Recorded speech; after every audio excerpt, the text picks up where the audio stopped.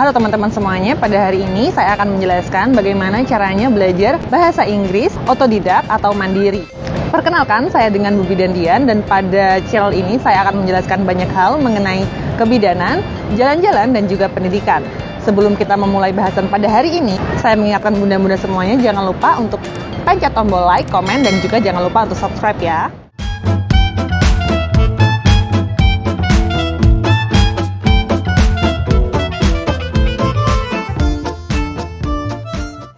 Sekarang saya akan menjelaskan dulu bahwa saat ini saya sedang menempuh PhD atau S3 di University of New South Wales di Australia. Yang pada degree yang sebelumnya saya juga menempuh pendidikan di Western Sydney University di Australia. Nah, yang menarik di sini adalah saya belajar bahasa Inggris itu sebenarnya mandiri ya teman-teman ya. Jadi perlu teman-teman tahu bahwa rumah saya itu berada di Bondowoso, yang tempatnya itu lumayan, kalau kita lihat ya di peta, itu lumayan agak sedikit terpencil ya teman-teman ya. Nah, jadi pada saat itu karena untuk masuk ke perguruan tinggi di internasional ataupun sekelas dunia, kita membutuhkan bahasa Inggris yang lumayan fasih dan juga lumayan lancar ya ngobrolnya. Maka dari itu, pada saat itu saya berinisiatif untuk memulai belajar bahasa Inggris di bulan Februari tahun 2020. Saya belajar bahasa Inggris itu yaitu setelah saya selesai dari master di Universitas Airlangga sekitaran bulan Februari tahun 2017. Nah, pada saat itu memang bisa dibilang kemampuan bahasa Inggris saya itu masih di bawah standar ya teman-teman. Pada saat saya lulus dari S2 itu saya mengambil tes TOEFL ITP, itu skor saya hanya sekitaran 502 atau 503 sekitaran itu. Sedangkan untuk skor kita bisa ke luar negeri itu di atas 600 teman-teman, atau dengan IELTS standar sekitaran 7 ya. Nah, itu luar biasa. Pada saat itu saya berpikir bahwa saya tinggal di Bondowoso, saya bekerja di Bondowoso, dan bagaimana cara saya untuk bisa belajar bahasa Inggris yang lumayan fasih ya, dengan IELTS preparation yang pada saat itu di kota saya tidak ada. Nah, di sini saya berinisiatif untuk belajar sendiri dan itu memang membutuhkan effort yang lumayan besar. Nah, effortnya mengapa? Nah, seperti yang kita tahu bahwa untuk menempuh tes IELTS itu dibutuhkan banyak sekali keterampilan ya teman-teman ya, termasuk dari keterampilan membaca, menulis, mendengarkan, dan juga bicara. Nah, itu juga tesnya lumayan, kalau di level saya pada saat itu juga lumayan sulit teman-teman. Nah, di sini saya akan memulai dulu bagaimana caranya kita biar bisa mendapatkan skor IELTS yang lumayan tinggi. Kita mulai dulu dari keterampilan yang pertama, yaitu keterampilan dari membaca. Baik teman-teman, pada saat itu yang saya lakukan adalah saya memutuskan dulu saya akan tes IELTS atau TOEFL IBT. Yang pada saat itu saya akhirnya memilih tes TOEFL IBT karena saya lebih familiar dengan TOEFL sebenarnya. Nah, kemudian saya membeli buku yang bernama buku Barron seperti ini. Saya beli di marketplace ya teman-teman ya. Dan pada saat itu juga itu lumayan murah ya teman-teman ya. Nah, kemudian dari sana itu ada banyak sekali artikelnya ya. Nah, artikel-artikel itu ada banyak sekali kata-kata yang saya tidak tahu. Mengapa? Karena itu adalah academic English yang pada saat sebelumnya saya kurang begitu familiar dengan academic English. Nah, pada saat itu saya mencatat semuanya, saya artikan, saya hafalkan setiap hari. Yang penting setiap hari itu sekitaran 20 kata, konsisten setiap hari dari hari Senin sampai dengan hari Sabtu. Kemudian, selain itu juga saya rutin membaca portal-portal berita dari luar negeri ya, seperti BBC, dan juga portal-portal berita lainnya. Dan ini seperti biasa, pada saat saya tidak mengetahui ada satu kata pun, itu langsung saya garis bawahi dan kemudian saya catat dan saya hafalkan setiap harinya. Yang perlu teman-teman tahu di sini bahwa bahasa itu bukanlah sesuatu yang wow sekali. Bahasa Inggris itu bukan sesuatu yang sangat wow. Bisa kita pelajari dan yang penting konsisten begitu. Makanya saya bilang 20 kata setiap hari tapi konsisten. Dibandingkan dengan 100 kata tapi sekarang belajar, besoknya tidak. Akan jauh lebih baik kalau teman-teman itu langsung konsisten begitu ya. Nah, sekarang setelah saya lumayan familiar dengan banyaknya kata yang saya hafalkan, kemudian saya next step-nya adalah saya belajar untuk mengerjakan soal-soal yang berada pada buku ini. Selain dari buku ini, saya juga menggunakan buku-buku yang lain ya teman-teman, yang tingkat kesulitannya itu lumayan. Nah, kemudian itu saya langsung dijabarkan di sana, kemudian itu saya jawab. Dan jangan lupa di timer ya teman-teman. Nah, biasanya pada saat kita awal pertama kali mengerjakan, itu tingkat kesalahannya lumayan tinggi dan kita juga lumayan lama untuk membaca begitu. Namun seiring dengan berjalannya waktu, itu biasanya 1 jam mengerjakan itu kita sudah bisa mendapatkan banyak sekali, sekitar 2 atau 3 reading. Dan kemudian juga dengan tingkat kebenaran itu yang sudah lebih dari 90%. Nah, di sini berarti teman-teman sudah ready. Kalau belum di state itu, maka jangan dulu teman-teman mengambil tes IELTS atau TOEFL IBT ya. Kita lanjut, skill yang kedua adalah skill menulis. Oke, berarti membaca dan menulis ini adalah satu kesatuan ya teman-teman.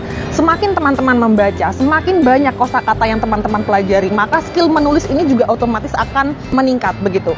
Yang perlu teman-teman tahu bahwa sebelum teman-teman memulai untuk menulis, itu jangan lupa grammarnya itu diperbaiki. Tidak harus sempurna, tapi teman-teman harus paham cara penggunaan tenses, modal, dan juga penggunaan kalimat pasif. Ini penting sekali.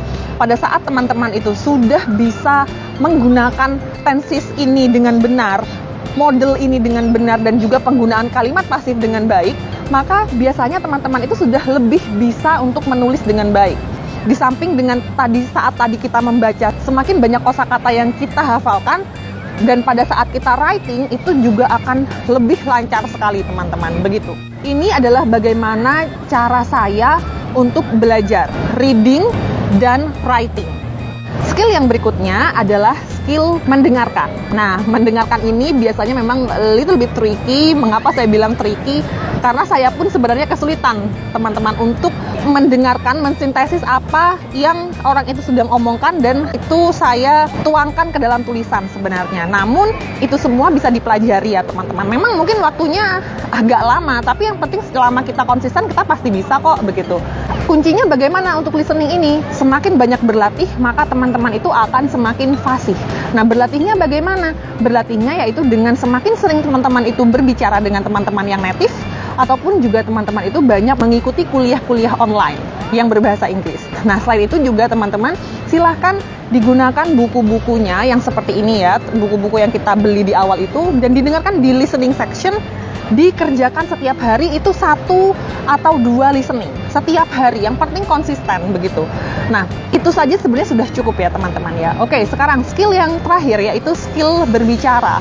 Kalau berbicara pastinya kita harus banyak berbicara. Nah, pada saat itu yang saya lakukan adalah saya menggunakan Facebook ya teman-teman, dan kemudian di Facebook itu saya mencari grup teman-teman yang akan tes IELTS. Nah, dari sana kemudian saya masuk grup itu dan mencari teman-teman siapa yang akan tes IELTS di waktu yang bersamaan dengan saya. Nah, pada saat itu saya mendapatkan sekitaran 3 atau 4 teman, saya masuk di sana, dan kemudian kami semua berempat, kami berbicara setiap hari di grup. Dan kami kemudian membuat grup Skype ya teman-teman, Skype yang seperti ini. Nah, dari sana kami semua berbicara setiap hari sekitaran 1 sampai dengan 2 jam. Dari sana saya belajar bagaimana mengungkapkan apa yang ada di kepala saya agar bisa dimengerti oleh orang lain. Nah, sekarang apakah ini saja sudah cukup? Belum cukup teman-teman. Nah, apa yang kemudian harus dilakukan? Tips dan triknya itu jelasnya ada. Tips yang pertama untuk reading, itu semakin banyak kita berlatih, maka kita akan semakin pintar.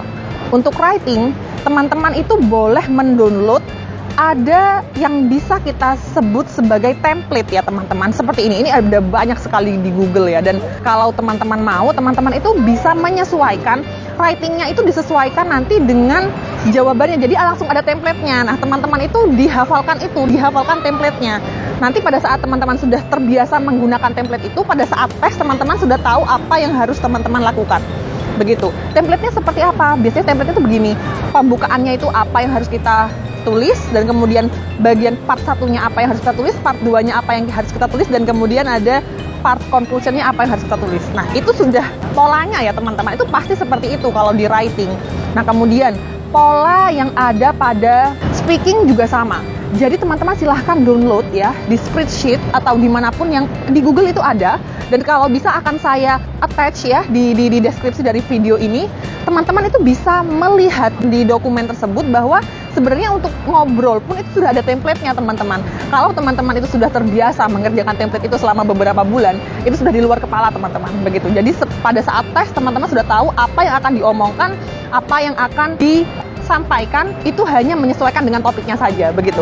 Dengan cara seperti itu, dengan saya belajar polanya, dengan saya menambah kosakata saya bisa mendapatkan tes IELTS saya itu sebenarnya sekitaran 8 bulan setelah saya belajar di awal. Yang pada saat itu saya zero sekali ya teman-teman. Bisa dibilang saya di academic English itu saya tidak tahu banyak. Kosakata saya juga sangat-sangat terbatas, dan pada saat itu di bulan ke-8 kemudian saya mendapatkan result saya, yang itu tes yang kedua saya baru mendapatkan result saya, dan pada saat itu langsung saya buat untuk mendaftar ke universitas dan saya diterima dengan beasiswa, begitu. Oke, itu dulu dari saya ya teman-teman, bahwa yang paling penting di sini untuk teman-teman tahu, kita tidak perlu sangat jenius untuk bisa belajar bahasa. Bahasa adalah sebuah bahasa. Language is a language. Bahasa Inggris itu sama dengan bahasa Jawa mungkin ya. Maksudnya sama-sama bahasa ya teman-teman. Bisa kita pelajari gitu. Jangan pernah berpikir bahwa orang yang bisa bahasa Inggris itu adalah orang yang wow sekali. Enggak juga sebenarnya, karena mereka spend time untuk mempelajari kosakata dan juga pattern-patternnya itu sudah bisa sekali loh teman-teman gitu. Dan itu juga teman-teman bisa achieve itu, begitu. Good luck with everything, dan semoga semuanya sukses dan selamat berburu beasiswa ya teman-teman semua.